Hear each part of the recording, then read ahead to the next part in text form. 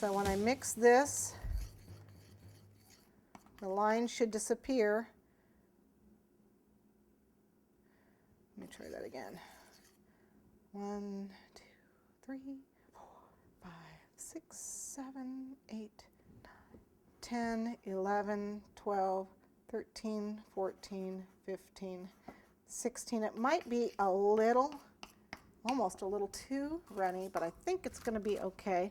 We want to use a tip 3, which I think is this one here. Where's my tip 3? That's it. Okay, so a tip 3.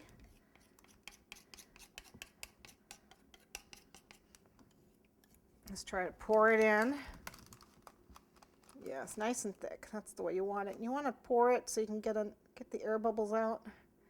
You really should let it sit and let the air bubbles come out, rise to the surface, but if I pour it like this, I can usually stretch them out. It's always good to have a wet paintbrush handy.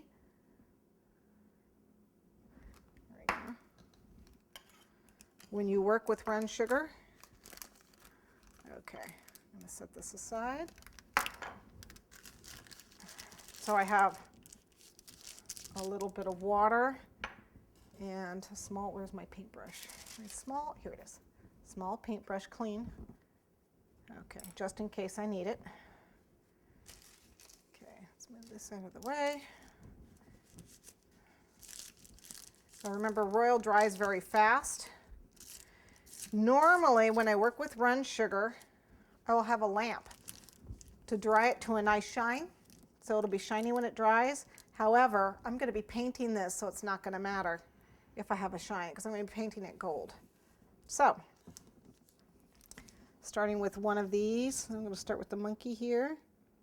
Squeeze ever so gently and pull.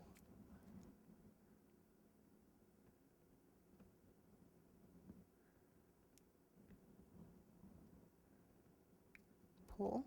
Oops, get too much, that's easy. And it should flow into itself. So it should, if you have, see where I've got kind of a big bulb there, just go ahead and pull it with the paintbrush. And I have to apologize to anybody who actually can read these characters, because I'm sure my handwriting is nice and sloppy. Okay, you can see when I did these letters that my royal was a lot firmer.